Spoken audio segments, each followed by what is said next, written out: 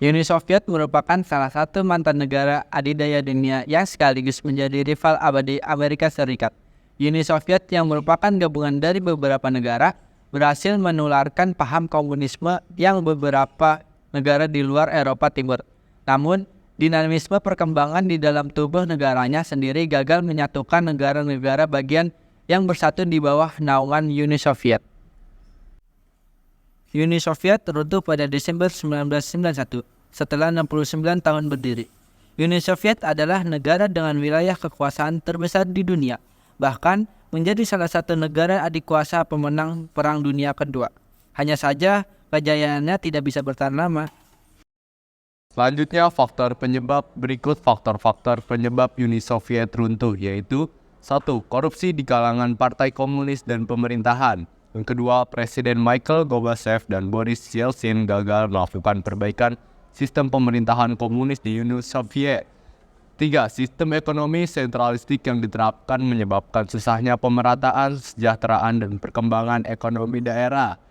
4. Munculnya gerakan separatisme di negara-negara bawahan Uni Soviet. Yang kelima, munculnya ketidakpuasan kelas menengah dan kelompok elit terhadap penerapan sistem komunisme. Nah, akan tetapi masa kejayaan tersebut tidak bertahan lama karena Uni Soviet mulai mengalami keruntuhan di tahun yang sama, tahun 1991. Apa sih penyebab runtuhnya Uni Soviet? Awalnya kegagalan kebijakan Glasnost dan Perestroika. Glasnost sejak tahun 1980-an, Sekretariat Jenderal Partai Komunis Uni Soviet, Mikhail Gorbachev menerapkan kebijakan Glasnost. Glasnost ini adalah kebijakan keterbukaan pada semua bidang di institusi pemerintahan Uni Soviet, termasuk kebebasan informasi.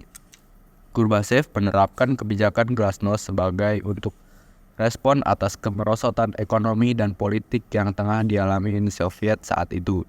Perestroika, di samping Glasnost, Uni Soviet juga memperlakukan kebijakan Perestroika.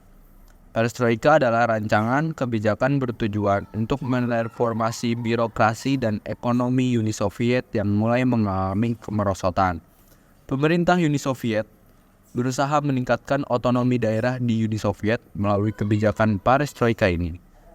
Di sisi lain, Perestroika juga bertujuan untuk menyaingi Amerika Serikat dan Jepang yang perkembangannya semakin hari semakin pesat pada era 1970-an. Perestroika pun dianggap sebagai tonggak awal gerakan demokrasi menuju reformasi di Uni Soviet sebagai akibat dari kegagalan ekonomi. Namun sayangnya baik kebijakan Glasnost ataupun Perestroika justru membawa keruntuhan bagi Uni Soviet karena menimbulkan oposisi dan munculnya sistem kapitalisme baru.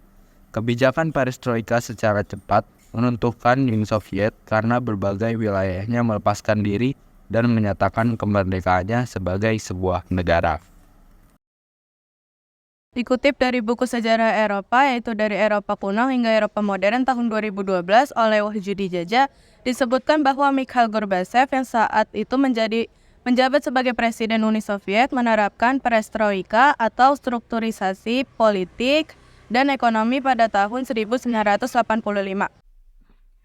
Alasannya untuk memperbaiki krisis Uni Soviet. Kebijakan perestroika berusaha mengubah sistem komunisme menjadi lebih demokratis dengan 3 prinsip utama, yaitu Glasnost atau keterbukaan politik, demokratisasi atau demokratisasi, dan rule of law.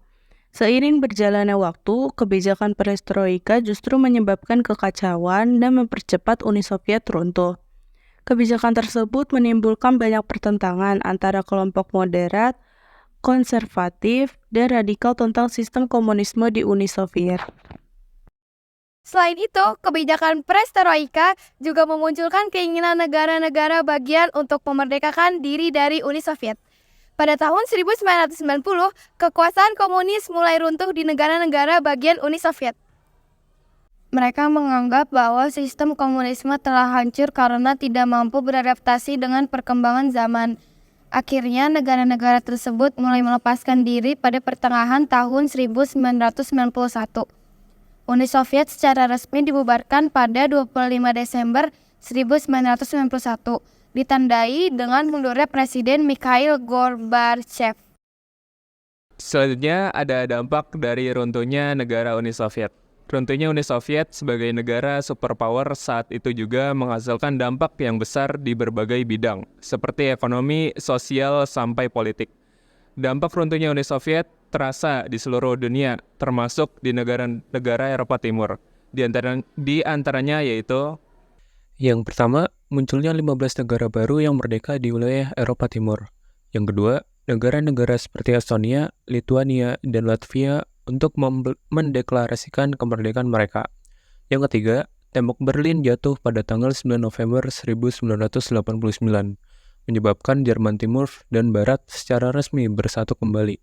Yang keempat, setelah tembok Berlin runtuh, warga di negara-negara Eropa Timur seperti Cekoslowakia, Bulgaria, dan Rumania melakukan protes terhadap pemerintah pro-Soviet untuk mempercepat runtuhnya rezim komunis di bekas blok Soviet.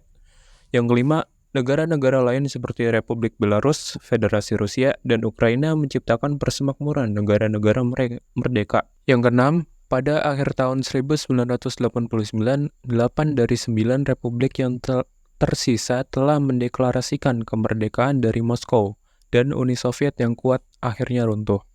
Yang ketujuh, meningkatkan pengaruh Amerika Serikat sebagai kekuatan global dan menciptakan peluang bagi korupsi dan kejahatan di Rusia. Yang terakhir, produk nasional bruto di negara-negara Soviet turun sebesar 20%, mengantarkan pada periode kehancuran ekonomi total.